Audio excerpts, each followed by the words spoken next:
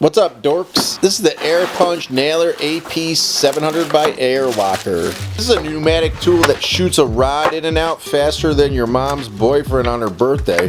This tool came in this box completely unsealed, but it doesn't matter because all the parts were there. If I'm being honest, there's a lot of these tools on Amazon, but the only reason I picked this one is because I'm a child and I thought it said Airlocker.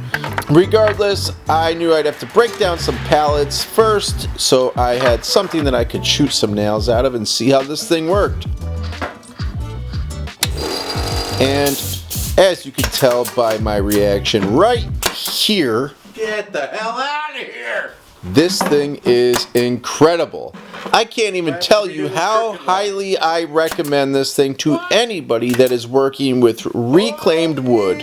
If you need to remove nails, this thing shot them right out the bottom, whether they were crooked or straight. And this is oak wood, and these are rusty old nails. This thing works so good. I'm so impressed with its ability to just remove the nails, and it made it so much easier for me to just blast through about 6 or 7 pallets.